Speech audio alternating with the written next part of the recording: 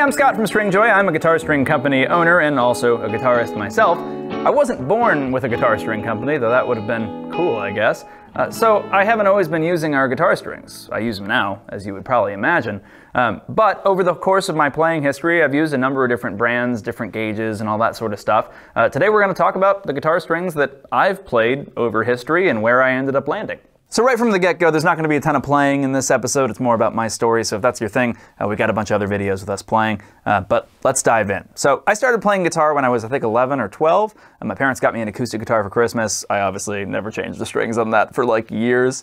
But eventually I got a guitar teacher, and he helped me learn kind of the basics, learn some basic theory, and get a little start on it. So when it came time to first change my electric guitar strings, I had this little Epiphone Les Paul Special 2, those flat top kinds. I basically just used what he played, which at the time were the Dario XLs. They looked a little different back then. They were like all blue. Well, yeah, I can't remember exactly what they looked like, but they didn't have this circle logo and everything.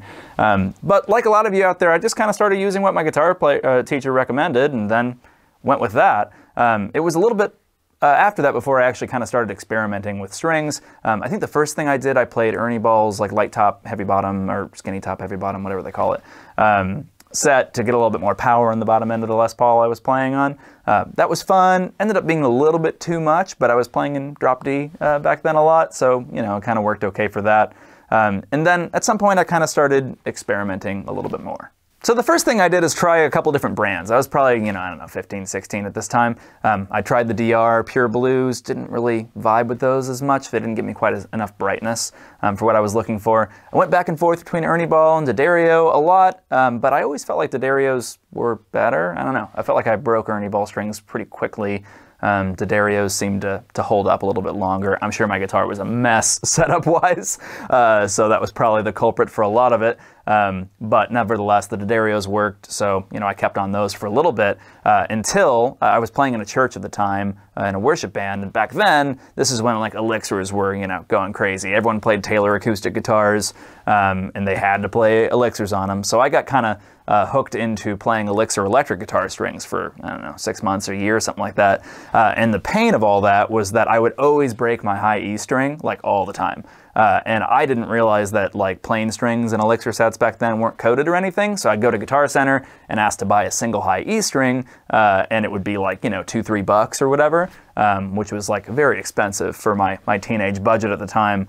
And so that got really, really old really fast. So I switched off of elixirs, and I believe I went back to Dario at that time. Now that was about the time that I started messing around a little bit more with gauges. The first thing that led me there was wanting to go for a wound third. I was playing a Les Paul still at this time, and Les Pauls famously, the G string can be really weird intonation-wise or tuning-wise. I actually have a wound third on the Les Paul that you saw me playing at the beginning of this video for still that same kind of reason.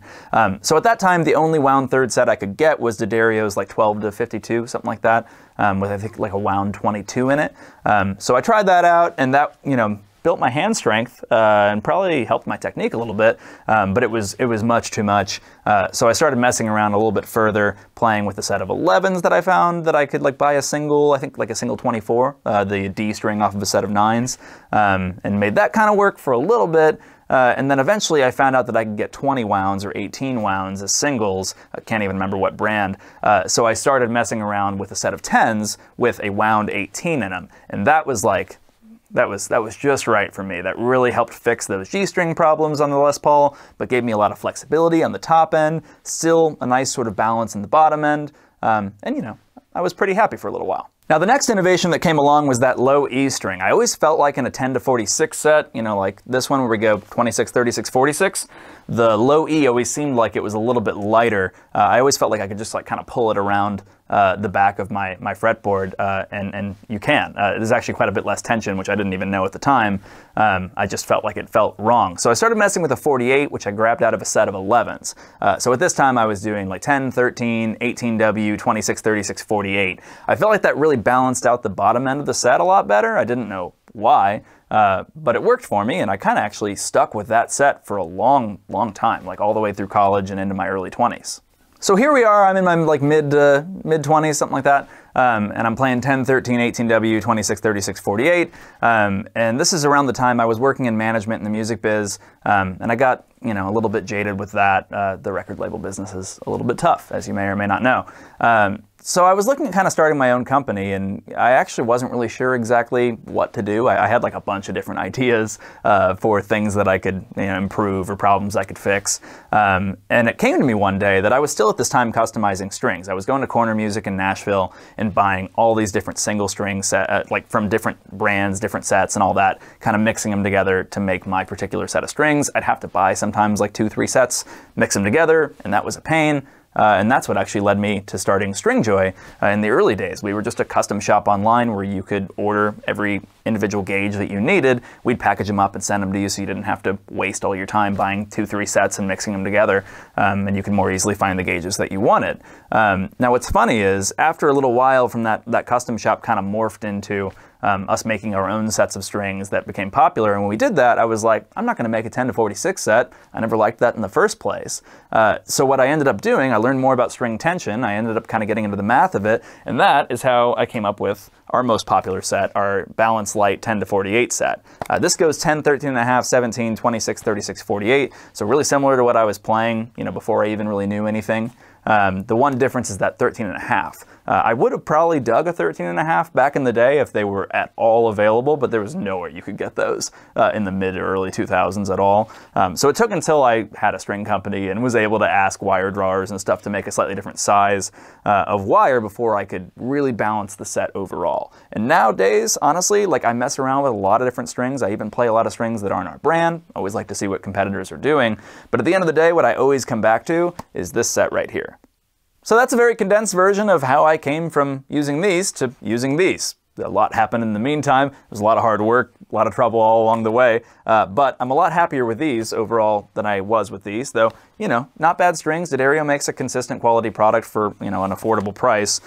Pretty hard to compete with that in terms of like, that really affordable string. But I think if you've got the budget, these are the best strings money can buy, personally. I'm obviously as biased as they come. Now what I will do nowadays pretty often is I will still sub in a wound third on that same set. Usually an 18 wound or a 20 wound. Not for every guitar. On like Fenders, I like the plain third. On Gibson 3 and a side headstocks, I still like that 20 wound like you heard me playing at the beginning of this video. It just balances everything out a little bit better. I don't have those tuning or intonation problems on Gibson style guitars that I was used to having in the first place. But that's the journey of what led me to starting a string company, eventually making strings and kind of redoing that whole process. It all started with just basically, me screwing around and eventually coming to like a wound third and messing around with everything else in the set. So I hope it's been informative for you. Whatever strings you dig, the thing I'd encourage you to do is experiment, try different stuff. You never know what's out there that isn't, exactly something you've tried before, but that could really open up your mind and get your guitar playing the way that you want it to.